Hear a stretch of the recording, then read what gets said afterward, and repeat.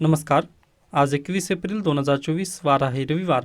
लोकसत्ता आणि द हिंदू वृत्तपत्र विश्लेषणमध्ये आपलं स्वागत आहे. म्हणजे आपण खूप मोठ्या ब्रेकनंतर परत एकदा लोकसत्ता आणि द हिंदू वृत्तपत्र विश्लेषणाला व एक नव्या मेथडनुसार मी चालू करत आहे. ओके, आज अगदीच तुमच्याजवळ फीडबॅकसाठी वेळ असेल. म्हणजे तुम्ही आजचं जे व्हिडिओ आहे ना ते पूर्ण कंप्लीट पाहण्याचा प्रयत्न करा. ओके, मी सहसा म्हणत नाही ज्या विद्यार्थ्यांना आवडेल न आवडेल तसं मी म्हणत नाही की व्हिडिओ वगैरे पूर्ण पहा, पण प्लीज आजचा व्हिडिओ तुम्ही पूर्ण पाहू शकता. कारण पहा, यामध्ये मी थोडंसं करंट अफेअर्सचे जे नोट्स वगैरे देण्याचा प्रयत्न करणार आहे व जर शक्य झालं तर तुम्ही मला याच्याबद्दल फीडबॅक नक्की देऊ शकता. ओके, मग पहा, त्यासाठीच आता एक कोटेशन पण आहे. कारण पहा, UPSCचं एसे जर म्हटलात तर थोडंसं आपण पण काय करणार आहोत, UPSC कशा पद्धतीने प्रश्न वगैरे विचारत आहे किंवा कशा पद्धतीने आपल्याला स्टडी करावा लागेल. कारण पहा, आता जे विद्यार्थी असेल, माझं जे ऑडियन्स असेल, आता आपल्या समोर जे विद्यार्थी व्हिडिओ पाहत आहेत ते बेसिकली MPSC 2025चे ॲस्पिरंट आहेत असं मी कन्सिडर करत आहे. ओके, मग MPSC 2025चे जे विद्यार्थी आहेत ते ऑलरेडी UPSC पण देतील, यात काही शंका नाही आहे. मग पहा, त्यांना एसे लिहावं लागेल. मग त्यासाठी एक कोटेशन आहे पहा, a man who is master of patience is master of everything. George Sewell यांचं हे कोटेशन आहे. ज्याच्याकडे धीर धरण्याची जी क्षमता आहे, ओके, अशा विद्यार्थ्याकडे जर धीर धरण्याची क्षमता असेल ना तो सगळ्या गोष्टींमध्ये पारंगत आहे असं जॉर्ज सेवेल यांना म्हणायचं आहे. व ते UPSCसाठी तर ना खूप महत्त्वाचं ठरतं. पहा, ओके, UPSCमध्ये तर पेशन्स आपल्याला खूप गरजेचे आहेत. कारण UPSC ही 1 वर्षाची तर पूर्ण प्रोसिजरच आहे एका परीक्षेसाठी. म्हणजे जर तुम्ही यावर्षी जर प्रिलिम दिलात तर पास झालात तर लगे पुढे जाता, किंवा जर फेल झालात तर परत तुम्हाला इथं पेशन्स धरूनच राहावे लागतील. म्हणजे खूप मोठी प्रोसिजर आहे. सरळ सेवेसारखं UPSCमध्ये वगैरे नाही किंवा MPSCमध्ये पण सरळ सेवेसारखं नाही आहे. ओके, आता तुम्हाला माहिती असेल की 2021चा निकाल PSIचा आत्ता लागलेला आहे जस्ट. ओके, मग अगदी पहा, पेशन्स ज्याच्याकडे असतील ना किंवा धीर धरण्याची क्षमता ज्याच्याकडे असेल ना तो सर्व काही करू शकतो असं जॉर्ज सेवेल यांना म्हणायचं आहे. ओके, हे झालं थोडंसं कोटेशनबद्दल किंवा कोटबद्दल हे झालं. ओके, किंवा आजचा सुविचार असं तुम्ही म्हणू शकता. त्यानंतर आता डायरेक्टली आपण बातम्यांकडे वळूयात. पहिली बातमी, काँग्रेसकडून मराठवाड्याची कोंडी, नरेंद्र मोदी यांचा आरोप, रजाकारी मानसिकतेला थारा न देण्याचे आवाहन. ही बातमी आपण स्किप करूयात. परभणी आणि नांदेडमध्ये त्यांच्या काल सभा झाल्या, त्या संदर्भात ही बातमी होती, मी स्किप करत आहे. ओके, म्हणजे हे इलेक्शन संदर्भात आहे, स्किप करूयात. त्यानंतर नेक्स्ट न्यूज पहा, वीज संकटाची राज्यावर सावट, महानिर्मितीकडे 15 दिवसांचाच कोळसा शिल्लक, विजेच्या मागणीत वाढ झालेली आपल्याला दिसून येत आहे. व सर्वांना माहिती आहे तापमानात वाढ झाली असल्याने जे विजेची उपकरणे असतील ती अगदीच वाढलेली आहेत, बरोबर. मग त्यानिमित्ताने महानिर्मितीकडे अगदी जास्त विजेची जी मागणी आहे ती जास्त वाढली. ओके, मग मागणी वाढलेली आहे पण जे पुरवठा पूर्वीचा होता तो आता थोडासा कमी झालेला आहे, किंवा कोळसा यांच्याकडे नाही असं इथं म्हणणं आहे. पण पहा, अगदी ते इम्पोर्ट वगैरे केलं जाईल व परत वीज संकट जे आहे ते उधळून लावतील असं आपल्याला डायरेक्टली सांगता येतं. कारण 2022 त्यानंतर 2023मध्ये पण अशा काही घटना आपल्याला आलेल्या पाहता येतात. ओके, मग आता अगदीच कोळसा, ही न्यूज कशा संदर्भात आहे तर कोळशा संदर्भात आहे. व UPSCने याच्याबद्दल प्रश्न विचारलेले आहेत का तर याच्यापूर्वी पण UPSCने प्रश्न विचारलेले आहेत. तर थोडंसं आपण काय करूयात, आता ही जी मेथड आहे ना ती मी नवीन आणलेली मेथड आहे. तर पहा, पहिली बातमी आपण लोकसत्तामध्ये पाहिली की वीज संकटाचे राज्यावर सावट. मग पहा, India has many coal mines including the largest which produced 139.9 million ton of coal in 2021, some major coal field in India. आता पहा, याच्यापूर्वी ना UPSCने कोल माईनवरती प्रश्न विचारलेला आहे. ओके, त्यानिमित्ताने पहा, पहिली कोलफिल्ड इन इंडिया 1774मध्ये राणीगंज आहे. ओके, राणीगंज ही 1774ची पहिली आहे व पहिली कोलमाईन आहे असं तुम्ही लक्षात घेऊ शकता. त्यानंतर दुसरी आहे गोंडवाना, 98% प्रोड्यूस केलं जातं तिथून. त्यानंतर झारखंड, ओडिसा आणि छत्तीसगड या राज्यामध्ये पण आपल्याला काय कोळसा सापडतो. त्यानंतर आता दुसरा प्रश्न असेल, आता पहा, हे झालं थोडंसं कोळशाच्या माइन्सबद्दल. पण भारतामध्ये कोणत्या पद्धतीचा कोळसा सापडतो हे तुमच्याकडे प्रश्न असेल व त्याचं उत्तर तुम्ही कमेंट सेक्शनमध्ये द्यायचं आहे. ओके, मी सर्व प्रश्न वगैरे घेणार नाही आता. अगदीच याचं उत्तर जे असेल ते तुम्हाला उद्या मिळून जाईल. तरी पण पहा, कोळसा कोणत्या प्रकारचा आपल्या भारतामध्ये मिळतो हे तुम्हाला उत्तर नक्की तुम्ही देऊ शकता. मग पहा, आता ऑल इंडिया कोल प्रोडक्शन, आता हे डायरेक्टली आपण वेबसाईटवरून घेतलेलं आहे. मग परीक्षेला डायरेक्टली प्रश्न पण विचारला जाऊ शकतो की 2013-14च्या निमित्ताने 2022-23मध्ये कोळशाचं प्रोडक्शन वाढलेलं आहे का, तर बिलकुल वाढलेलं आहे. पहा, 565 मिलियन टन होतं 2013-14मध्ये कोळशाचं प्रोडक्शन, ते आता 893 मिलियन टन एवढं हे जे आहे काय म्हणतो आपण मेट्रिक टन 893 मेट्रिक टन जे आहे कोळशाचं प्रोडक्शन भारतामध्ये वाढलेलं आपल्याला दिसून येतं. ओके, व माइन्स कोणत्या कोणत्या आहेत, आता ह्या प्रमुख माइन्स मी घेतलेल्या आहेत. बाकीच्या ज्या माइन्स आहेत ना ते तुम्हाला कुठं मॅपिंगवरती वगैरे ते करायचं आहे. फक्त तुम्हाला एक आयडिया असावी की भारतातील पहिली माइन कुठं आहे. आता सरस वेळेला वगैरे डायरेक्टली प्रश्न येऊ शकतात, त्यानिमित्ताने ही मी देण्याचा प्रयत्न केलेला आहे तुम्हाला. त्यानंतर पहा, आता भारतामध्ये एवढ्या माइन्स वगैरे आहेत किंवा 893 मेट्रिक टन एवढा कोळसा आपल्या भारतामध्ये प्रोड्यूस होतो. ओके, मग हे कोळसा प्रोड्यूस झाल्यानंतर आपली भूक भागते का, किंवा आपण जे कोळशावर आज पहा वीज निर्मिती करत आहोत. ओके, मग हे वीज निर्मितीसाठी लागणारा कोळसा हा 893 मेट्रिक टन हा कोळसा पुरेसा होतो का, तर बिलकुल होणार नाही. मग त्यासाठी आपल्याला काय करावं लागेल, तर दुसऱ्या देशाकडून आयात करावं लागेल. मग आपण कुठून कुठून आयात करतो, तर इंडोनेशिया आहे, ऑस्ट्रेलिया आहे आणि शेवटी आहे साऊथ आफ्रिका. या 3 देशाकडून आपण काय करतो, कोळसा आयात करतो. म्हणजे पहा, इंडोनेशिया पहिल्यांदा येतं त्यामध्ये पण, त्यानंतर ऑस्ट्रेलिया सेकंड रँकवरती आहे व साऊथ आफ्रिका थर्ड रँकवरती आपल्याला कोळसा देतं. म्हणजे तिकडून कोळसा एक्सपोर्ट होतो व भारतामध्ये तो इम्पोर्ट होतो. आता ऑस्ट्रेलियाबद्दल जर सांगायचं असेल तर महाराष्ट्रामध्ये जो कोळसा येतो, आता परळी स्टेशन जे आहे ना तिथे ऑस्ट्रेलियामधील कोळसा येतो व ते ऑस्ट्रेलियामधून ऑस्ट्रेलियामध्ये अदानी यांची खाण आहे. ओके, तर तिथून आपल्याला कोळसा प्रोव्हाइड होतो. कुठून, ऑस्ट्रेलियामधून. हे सेकंड नंबरला आहे. म्हणजे महाराष्ट्र संदर्भात तुम्हाला माहिती असणं गरजेचं आहे. त्यानिमित्ताने ही बातमी होती. आय होप तुम्हाला ही बातमी अगदी योग्यरित्या समजलेली असेल. आता बाकी तर मी सर्व काही दिलेले टक्केवारी वगैरे ते तुम्ही डायरेक्टली वाचून घेऊ शकता. मग याच्या संदर्भात पहा, UPSCने प्रश्न विचारलेला होता, तो थोडासा आपण पाहून घेऊयात. 2019 आहे हे प्रश्न. 2019मध्ये क्वेश्चन नंबर 48 होता. ते तुम्ही अगदीच UPSCचे PYQ पण चेक करू शकता, त्यामध्ये देण्यात आलेला आहे. तर पहा, प्रश्न काय आहे, कन्सिडर द फॉलोइंग स्टेटमेंट्स. पहिलं स्टेटमेंट आहे, the coal sector was nationalised by the government of India under Indira Gandhi term. Okay, म्हणजे जे कोळशाचं जे सेक्टर आहे ते नॅशनलाइज्ड किंवा राष्ट्रीयकरण झालेलं आहे कोणाच्या काळात, तर इंदिरा गांधी यांच्या काळात कोळसा नॅशनलाइज झालेला आहे असं पहिलं स्टेटमेंट म्हणतं. त्यानंतर सेकंड स्टेटमेंट काय म्हणतं पहा, now coal blocks are allocated on a lottery basis. म्हणजेच जे कोळशाच्या खाणी आहेत त्या लॉटरी बेसिसवर त्याचं आवंटन वगैरे करण्यात येतं. त्यानंतर तिसरं स्टेटमेंट आहे, till recently India imported coal to meet the shortages of domestic supply but now India itself insufficient in coal production. त्यानंतर पहा, हा जो प्रश्न मी जिथून कॉपी पेस्ट केला आहे ना तो इथं चुकलेला आहे. ओके, हे तिसरं स्टेटमेंट राहिलेलं आहे ना 2019मध्ये. आता हे स्टेटमेंट पाहिलं तर हे बरोबर येतं, पण UPSCने हे स्टेटमेंट चुकीचं दिलेलं होतं. इथं काय देण्यात आलेलं होतं पहा, हे डायरेक्टली मी सांगेन. आता ह्यांनी ते उत्तरच डायरेक्टली इथं कॉपी पेस्ट केलं. ओके, ठीक आहे, सॉरी फॉर दॅट. म्हणजे माझ्याकडून पण ही चूक झाली, म्हणजे मी पाहिलं नाही ते प्रश्न, पण ठीक आहे, मला डायरेक्टली लगे लक्षात आलं. तर पहा, इथं इंडिया इज सेल्फ सफिशियंट आहे. ओके, सेल्फ सफिशियंट असं देण्यात आलेलं होतं तिथं प्रश्नामध्ये. म्हणजे प्रश्नाला तिसरं स्टेटमेंट आपल्याकडे काय म्हणतं पहा, की भारत हा कोळशामध्ये आज आत्मनिर्भर आहे असं तिसरं स्टेटमेंट म्हणतं. मग पहा, आपला 3 गोष्टी जर पाहिल्या तर अगदीच आत्ताच वरती आपण काय पाहिलं, पहिली खाण कधी झालेली आहे, 1774ची आहे व 1774ला कोणाचं सरकार होतं, इंदिरा गांधी यांचं सरकार होतं. मग पहिलं स्टेटमेंट बरोबर आहे किंवा नाही डायरेक्टली तुम्हाला लक्षात येईल ना, तर अगदीच 1774. तर 1772-73मध्ये काय झालं होतं, इंदिरा गांधी यांनी काय केलं होतं, नॅशनलायझेशन केलं होतं. कशाचं, तर कोल माइन्सचं नॅशनलायझेशन त्यांनी त्यावेळेस केलेलं होतं. बरोबर, डन. हा प्रश्न हे स्टेटमेंट बरोबर आहे. ओके, त्यानंतर पहा नेक्स्ट स्टेटमेंट काय म्हणतं, तर now coal blocks are located on a lottery basis. तर बिलकुल नाही, लॉटरी बेसिसवर आपण देत नाही.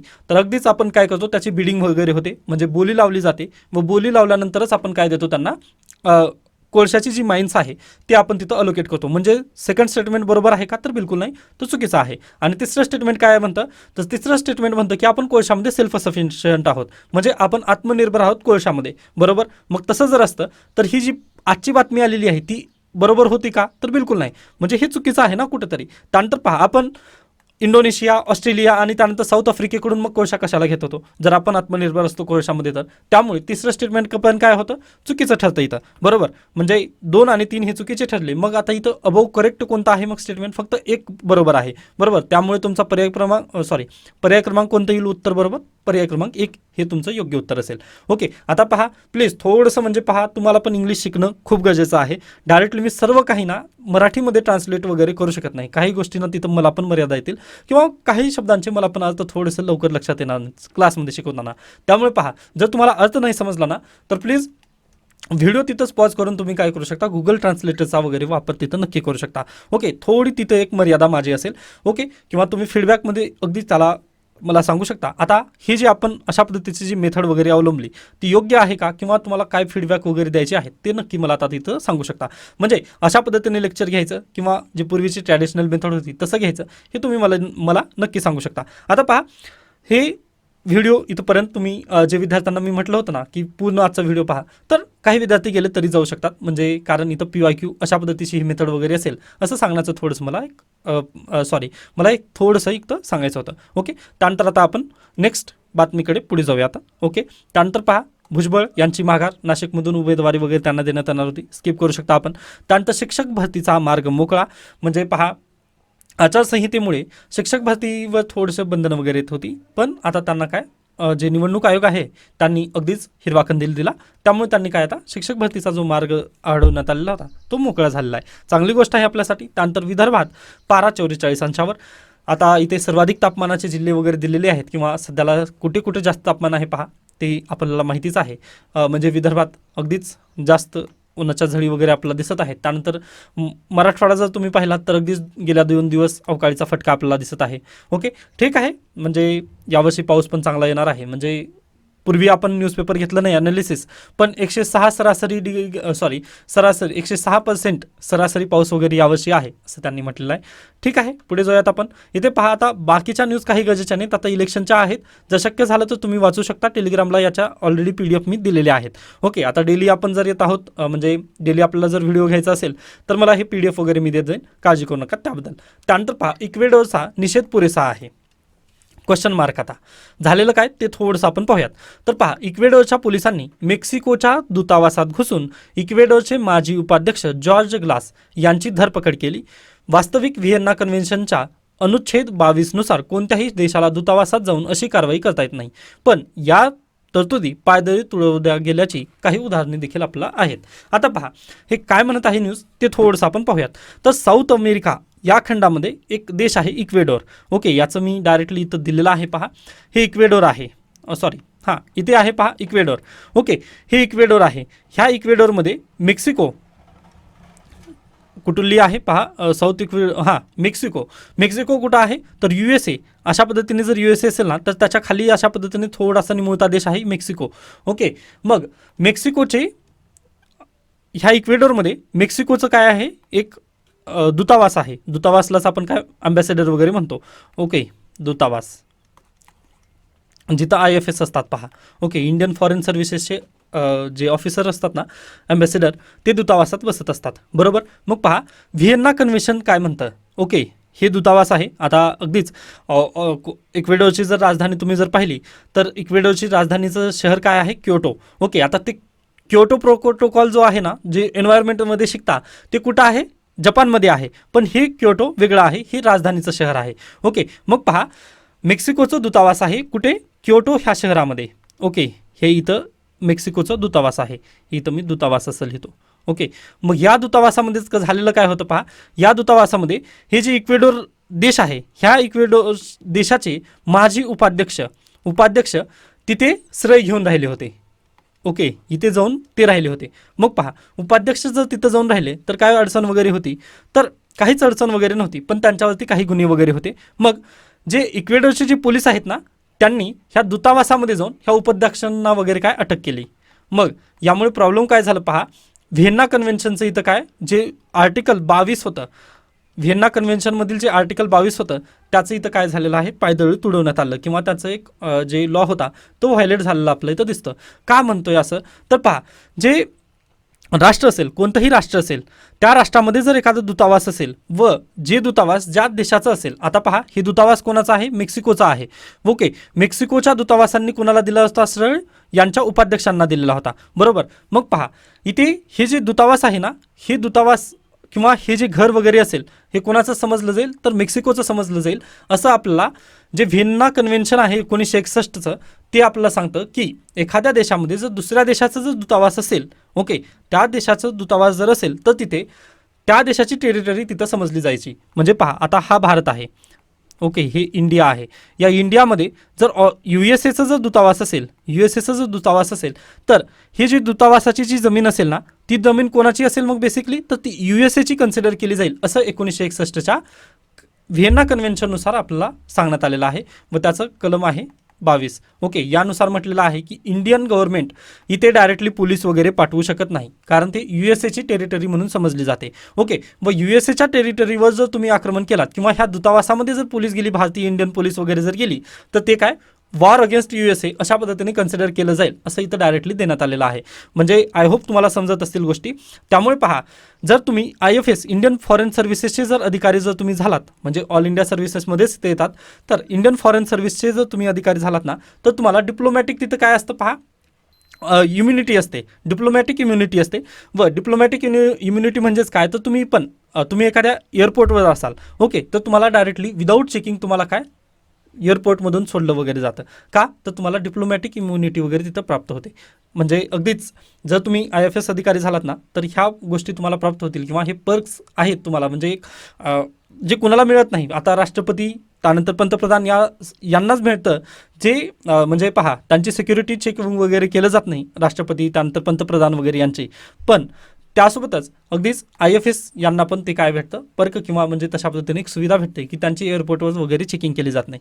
मग हे तुम्हाला कुठून आलेलं आहे, तर व्हिएन्ना कन्व्हेन्शनमधून आलेलं आहे. डिप्लोमॅटिक रिलेशन 1961नुसार हे तुम्हाला प्राप्त झालेलं आहे. ओके, म्हणजे थोडंसं एक तुम्हाला पण IFS यांची जॉब कशा पद्धतीने असते हे थोडंसं माहिती असण्यासाठी मदत करेल, हे डायरेक्टली सांगता येईल. त्यानंतर पहा, आता व्हिएन्ना कन्व्हेन्शन फक्त डिप्लोमॅटिक रिलेशनबद्दलच नाही आहे, तर तिन्ही गोष्टींसाठी आहे. आणखीन एका पहा, लॉ ऑफ ट्रिटीज 1969साठी आहे. त्यानंतर न्यूक्लिअर डॅमेज 1963 मध्ये बनवण्यात आली होती, ही सिव्हिल लायबिलिटी. व हे पण आहे व्हिएन्ना कन्व्हेन्शन तिन्हीसाठी आहे. ओके, हे प्लीज लक्षात ठेवा. व त्यातील सर्वात महत्त्वाचं म्हणजे हे न्यूक्लिअर डॅमेज 1963 हे आहे.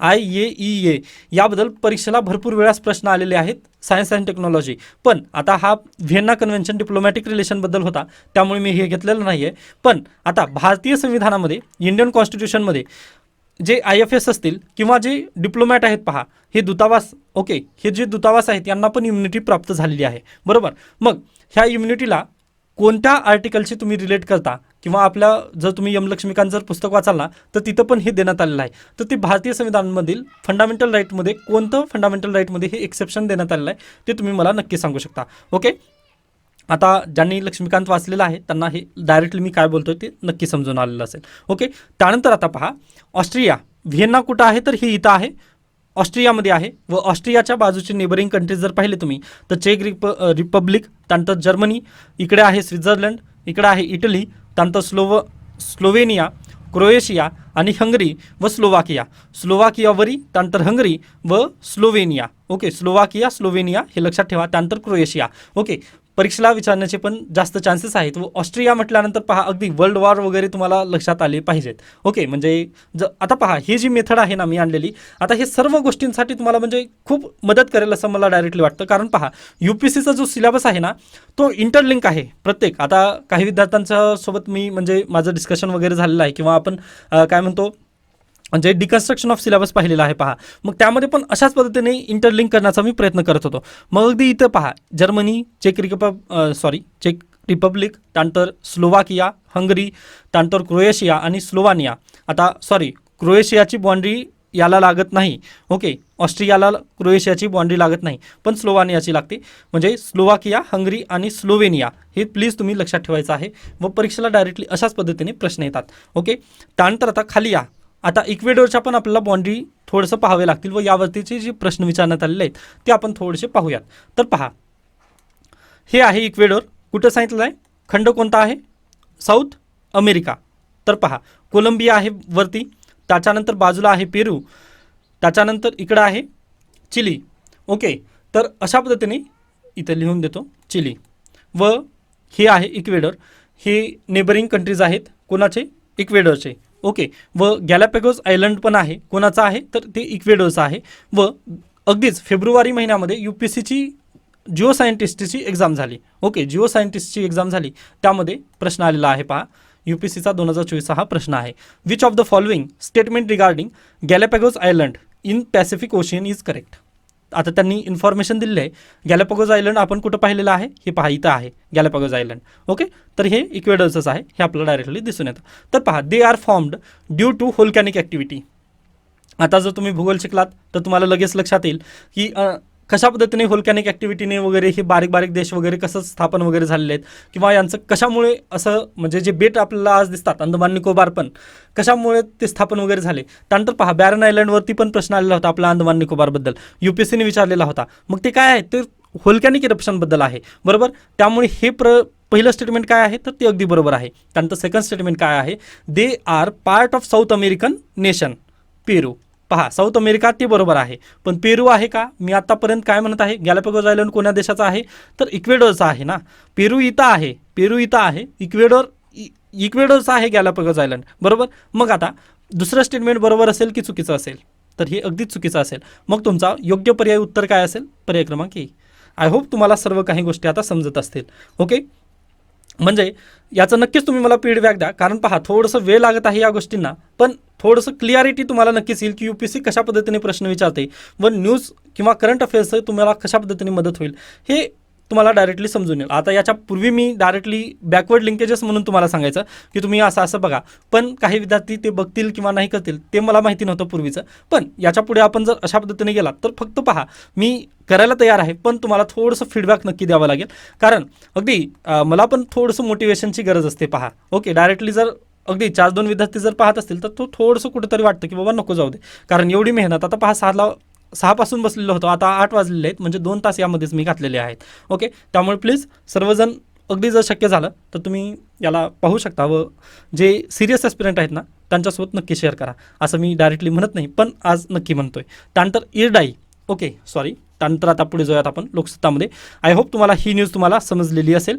आता बाकी जर काही समजलं वगैरे जर नसेल किंवा काय कंटेक्स्ट वगैरे आहे हे तुम्ही डायरेक्टली स्वतःहून हे वाचून घेऊ शकता. त्यानंतर पी चिदंबरम यांचं काय आहे लेख आलेला आहे, मोदी यांची गॅरंटी स्किप करा, इलेक्शनबद्दल आहे माहिती आहे. आता पहा, व्होटिंग करणं खूप गरजेचं आहे, पण आता आपलं जे लेक्चर आहे ते कशा संदर्भात आहे, MPSC आणि UPSCच्या करंट अफेअर्स सेशनबद्दल आहे.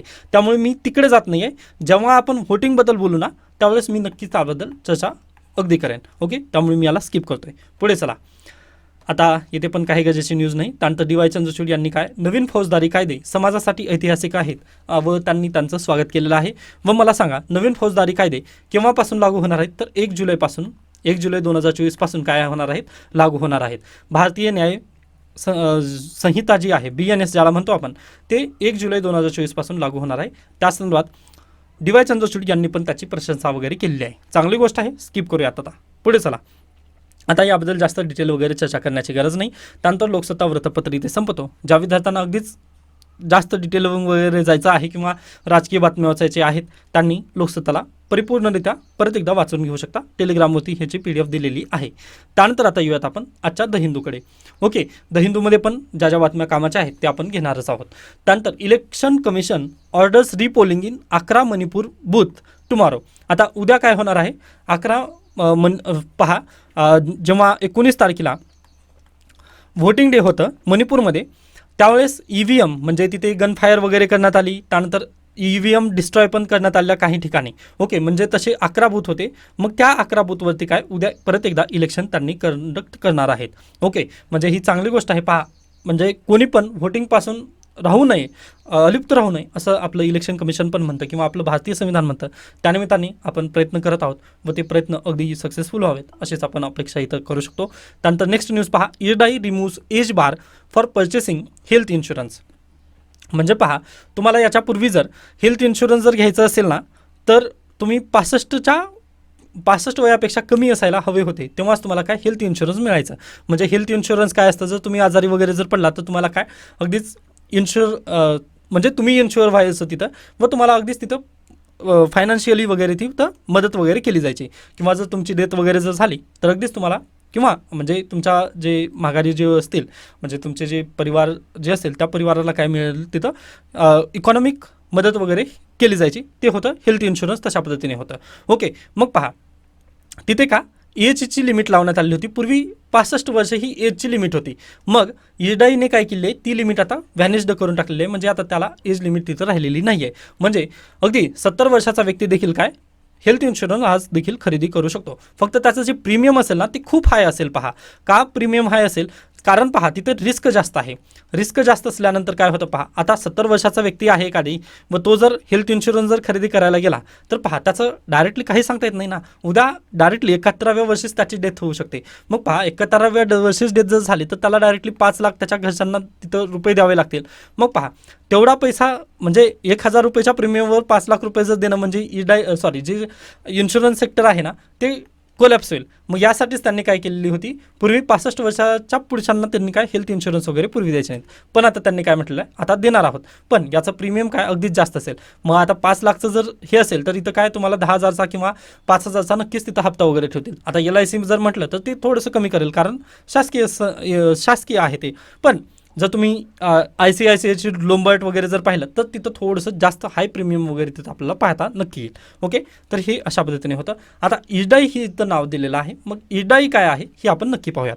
तर पहा इरडाई काय आहे, तर insurance regulatory development authority of India. जसं पहा RBI आहे. RBI काय म्हणून काम करते, बँकांची बँक. पहा जे MPSC कंबाईन करतात त्यांचं हे फेवरेट प्रश्न आहे, बँकांची बँक, बरोबर ना. म्हणजे भरपूर वेळेस परीक्षेला वगैरे हे अशा पद्धतीचे प्रश्न येतात. RBI हे काय आहे, बँकांची बँक. म्हणजेच काय, बँकिंग सिस्टमला रेग्युलेट कोण करतं तर RBI करतं. ओके, म्हणजे बँकांवरती नियंत्रण कोणाचं असतं तर RBIचं असतं. मग अगदी तसंच इन्शुरन्स सेक्टरवरती नियंत्रण कोणाचं आहे आज घडीला आपल्या देशामध्ये, तर ते कोण आहे, इरडाई ही संस्था आहे. ओके, म्हणजे पहा आता तुमचं गाडीचं पण इन्शुरन्स असतं, त्या गाडीच्या पण इन्शुरन्सवर कोण रेग्युलेट करतं किंवा त्याची नियामक संस्था म्हणून कोणाची ओळख आहे तर इरडाईची ओळख आहे. मग ही संस्था कशी आहे तर स्टॅट्युटरी बॉडी आहे. म्हणजे काय, ती फक्त कायद्यानुसार आलेली आहे.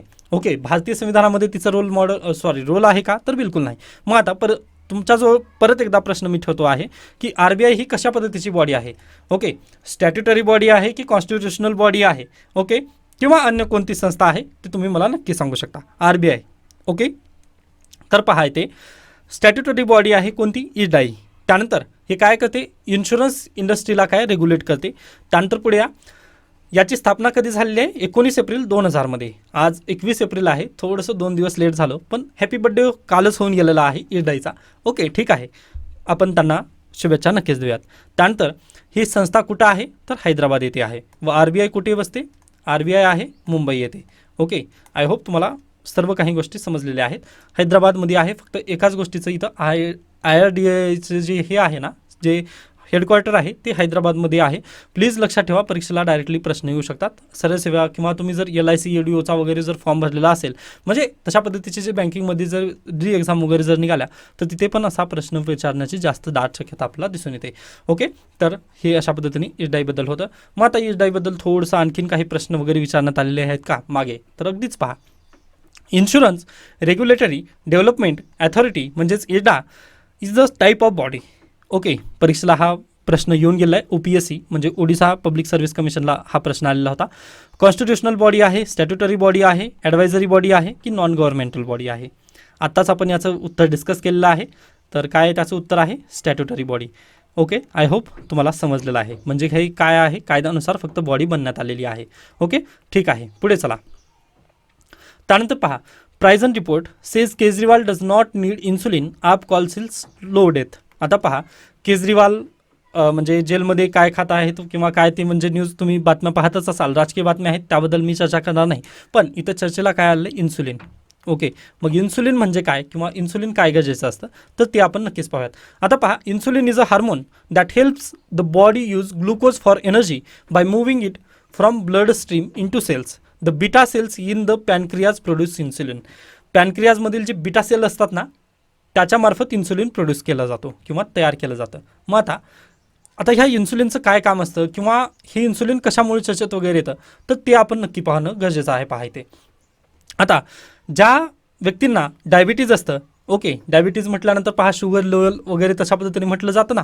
आता अगदीच पहा, केजरीवाल यांच्या पण केसमध्ये तसंच झालेलं होतं. त्यांची शुगर वाढत आहे किंवा आंबे खात आहेत, आंबे खाल्ल्यामुळे काय होत आहे त्यांच्या शरीरामध्ये काय शुगरचं प्रमाण जास्त होतं. व पहा डायबिटिकचे जे पेशंट असतात ना त्यांच्यामध्ये इन्सुलिन तिथं क्रिएट होत नाही. इन्सुलिन क्रिएट न झाल्यामुळे काय होतं पहा, रक्तामध्ये अगदीच शुगरचं प्रमाण तर वाढेल, ओके शुगर प्रमाण तिथं तिथं वाढेल, परंतु ते ग्लुकोज सेलपर्यंत पुरवठा वगैरे केला जाणार नाही. मग त्यामुळे त्यांना अगदीच जे पॅरालिसिसचे जे हे आहेत ना ते पण अटॅक वगैरे तिथे येऊ शकतात. म्हणजे शुगर लेवलला मेंटेन करणं खूप गरजेचं असतं. पहा जे शुगरचे पेशंट असतात किंवा डायबिटीजचे, ओके त्यासाठी इन्सुलिनना त्यांना खूप गरजेचं असतं. मग तेच त्याबद्दल ईडीने काय म्हटलं, मग केजरीवाल यांनी आंबे खात आहेत, आंबे खाल्ल्यामुळे त्यांच्या रक्तामध्ये शुगरचं प्रमाण वाढलेलं आहे, मग कदाचित ते त्यामुळे बेल वगैरे मागतील असं जे ईडीचे जे वकील आहेत त्यांनी कोर्टामध्ये वगैरे काल म्हणत होते, स्टेटमेंट वगैरे होतं. पण हे आपल्यासाठी काही गरजेचं आहे बिलकुल नाही, पण इन्सुलिन आपल्यासाठी खूप गरजेचं आहे. पहा ओके, मग आता याला थोडंसं आपण त्याचं वर्क कंडिशन कशा पद्धतीने असतं ते पाहूयात. तर पहा हे आहे इन्सुलिन रिसेप्टर, ओके, व हे इन्सुलिन आणि हे आहे ग्लुकोज. ग्लुकोज म्हणजे काय, पहा तुम्ही जेवण केलात, ओके तुम्ही जेवण केल्यानंतर पोटामध्ये ते अन्न घुसळलं वगैरे जातं किंवा लहान आतडे मोठे आतडे वगैरे जे असतात ना तिथून काय जे आपल्या शरीरामध्ये जे अन्न आहे त्याला शोषून वगैरे घेतलं जातं, बरोबर. म्हणजे बारीक बारीक त्याचे जे तुकडे आहेत किंवा त्याची जी एनर्जी आहे ना, जे अन्न आपण खाल्लं त्यामधून जी एनर्जी आहे ती ग्लुकोज फॉर्ममध्ये तयार होते. पहा ही एनर्जी काय होते, ग्लुकोजमध्ये तयार होते. ओके ग्लुकोज म्हणजेच काय, ते एक प्रकारचं शुगर आहे असं तुम्ही कन्सिडर करा, बरोबर.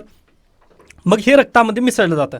ओके, मग हे रक्तामध्ये मिसळलं गेल्यानंतर आपल्या सेलमध्ये एक एनर्जी हाऊस म्हणून कोणाची ओळख आहे, तर मायटोकॉन्ड्रियाची ओळख आहे, बरोबर.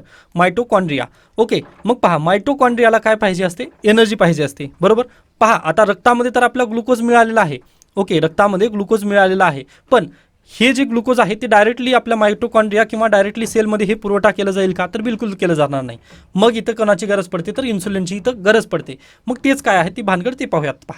पहा आता जर डायबिटीजचं पेशंट जर असेल ना तर प्रॉब्लेम काय होते हे पहा, त्याच्याकडे इन्सुलिन क्रिएट होत नाही, डायबेटिक पेशंटमध्ये इन्सुलिन क्रिएट होत नाही. मग हे जे ग्लुकोज आहे ना ती आतमध्ये जाऊ शकत नाही. आता ही सेल आहे, ओके ही सेल आहे, इथं इथं काय मायटोकॉन्ड्रिया आहे व इथं हे येणं गरजेचं आहे ग्लुकोज, तेव्हाच एनर्जी भेटते सेलला व आपली जी बॉडी आहे ती नॉर्मल कंडिशनमध्ये वगैरे वर्क करू शकेल. पण होतं काय, इन्सुलिन न भेटल्यामुळे हे जे ग्लुकोज आहेत ते तशाच पद्धतीने रक्तात वगैरे वर्क करतील किंवा तशाच पद्धतीने फिरत राहतील, पण आपल्या बॉडीला किंवा आपले जे सेल आहेत ना त्याला तिथं मायटोकॉन्ड्रियाला आपल्या एनर्जी वगैरे मिळूच शकणार नाही. त्यामुळे अगदीच तुम्ही कितीही खा पण त्याचा फायदा आपल्या शरीराला होणार नाही जर इन्सुलिन तिथं शरीरात अवेलेबल नसेल तर. मग इथं डायरेक्टली तिथं दिलेलं आहे. पहा आता पहा, जर इन्सुलिन जर असेल ना तर ही इन्सुलिन काय आहे, एक की आहे. म्हणजे हे जर लॉक इथं जाऊन बसलं ना तर हे ग्लुकोज डायरेक्टली आपल्या शरीरामध्ये जे सेल असतील ना ह्या सेलमध्ये एंट्री पॉईंट तिथं ओपन करतात. म्हणजे पहा आता तुम्ही शाळेमध्ये पण असताना कॉलेजमध्ये वगैरे जर गेलात किंवा शाळेमध्ये वगैरे जर गेलात तर तुमच्याकडे काय आय डी कार्ड असतं. आय डी कार्ड जर तुम्ही गेटवर दाखवलं तर तुम्हाला काय एंट्री भेटते. अगदी तसंच आहे, इन्सुलिन जर इथं दाखवलं किंवा इन्सुलिन जर इथं भेटलं ना तर आपले जे गेट असतील जे ग्लुकोजसाठी आपल्या सेलचे जे गेट असतील ना ते ओपन होतील. कोणासाठी, ग्लुकोजसाठी. मग गेट ओपन झाले की जे ग्लुकोज आहे ते आपल्या रक्तामधलं जे ग्लुकोज आहे ते आपला कुणाला भेटतं, तर आपल्या सेलला वगैरे भेटतं. मग तिथून परत एकदा आपली एनर्जी रिएनर्जाइज वगैरे होतो आपण व मायटोकॉन्ड्रिया परत एकदा चांगल्या पद्धतीने काम करू शकेल.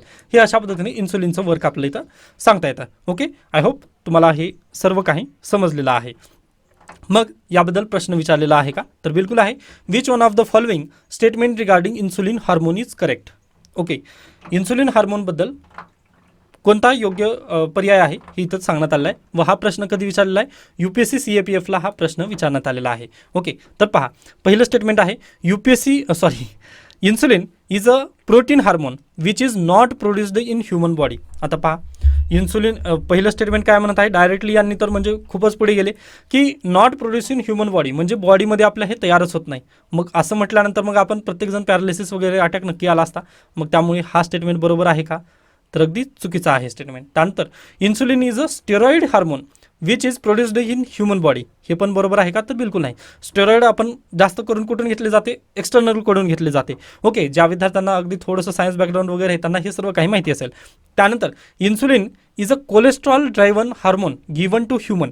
आता पहा आपण कोलेस्ट्रॉल ऐकतो पण तिथं कधी इन्सुलिन वगैरे ऐकतो का, तर बिलकुल नाही. त्यामुळे हे पण स्टेटमेंट अगदी चुकीचं आहे. किंवा पहा आपण जनरली चर्चा करत आहोत, बाकी म्हणजे कोलेस्ट्रॉल वगैरे तशा पद्धतीने माझे जे स्टेटमेंट आहेत ना ते डायरेक्टली परीक्षेच्या सॉरी परीक्षेमध्ये तुम्ही जेव्हा बसताना तिथे कशा पद्धतीने विचार करून याला टॅकल करता तशा पद्धतीने आहेत आता हे. नंतर कोलेस्ट्रॉल म्हणजे काय वगैरे याचं पण आपण चर्चा जर केलं म्हटलं तर ते खूप दूर जाईल मी. ओके, व आपलं लेक्चर कदाचित संपणार पण नाही. त्यामुळे मी याला आपल्या पद्धतीने वगैरे थोडंसं किंवा आपण एक्झाममध्ये आहोत व एक्झाम हॉलमध्ये कशा पद्धतीने प्रश्न सॉल्व्ह करायचं या टेक्निकनुसार तुम्हाला सांगण्याचा प्रयत्न करत आहे. कारण आपल्या ह्या वरच्या गोष्टींची आपल्याला काहीच माहिती नाही असं मी कन्सिडर करूनच तुम्हाला उत्तर देणार आहे. त्यानंतर चौथा आहे insulin is a protein hormone which is produced in human body. ही पहा किती सिंपल स्टेटमेंट आहे. व इथं मी तुम्हाला तेच म्हटलं की कशा पद्धतीने हे आपल्या शरीरात वगैरे जातं किंवा सेलला वगैरे कशा पद्धतीने हे ओपन गेट वगैरे करण्याचं काम प्रयत्न करतं. तर त्यामुळे पर्याय क्रमांक 4 हे याचं योग्य उत्तर असेल इन्सुलिनबद्दल. ओके, तर आय होप तुम्हाला हे सर्व काही समजलेलं आहे. तर अशा पद्धतीने आता पहा द हिंदूमध्ये आय होप तुम्हाला ही बातमी पण समजलेली आहे. त्यानंतर पहा द हिंदूमध्ये आहेत बातम्या, पण आता ते इलेक्शनबद्दलच्या वगैरे आहेत, त्यामुळे आता आपण इथंच थांबूयात. त्यानंतर आज एक इलेक्शन कमिशन ऑफ इंडियाबद्दल एक लेख आलेला आहे. जर शक्य झालं तर ते तुम्ही स्वतःहून वाचा. ओके, आता मी इथं थांबत आहे. आता प्लीज तुम्ही सर्वजणांनी मला फीडबॅक नक्की द्या की ही जी मेथड आपण नव्याने आणलेली आहे ती खरंच चांगली आहे का, किंवा यामध्ये पण काही ॲडिशनल मेथड्स वगैरे लावणं गरजेचे आहेत हे तुम्ही मला नक्की सांगू शकता. त्यानंतर पहा प्लीज थोडंसं मला जास्त वेळ लागत आहे, तर सर्वजणांनी याला काय करा, जे सिरियस ॲस्पिरंट आहेत ना त्यांना नक्की याबद्दल थोडंसं माहिती देण्याचा प्रयत्न करा. कारण पहा अगदी मला पण त्याबद्दल थोडंसं मोटिवेशन होईल. अन्यथा अगदी पूर्वीसारखं मी पण काय करेन मग याला नक्कीच बंद वगैरे करत असेल. ओके, कारण अगदी तसंच होतं. पहा गेल्या वेळेस अगदी आपले 100पर्यंतच व्ह्यूज वगैरे जात होते, त्यामुळे मी काय केलं त्याला स्टॉपच केलं. कारण 100 विद्यार्थ्यांचं मला म्हटल्यानंतर थोडंसं कुठेतरी मला पण वापस जावं लागेल. ओके, त्यामुळे प्लीज आय होप तुम्हाला सर्व काही योग्यरित्या समजलेलं असेल. याबद्दल काही शंका काही सजेशन असतील तर नक्की मला सांगू शकता. धन्यवाद.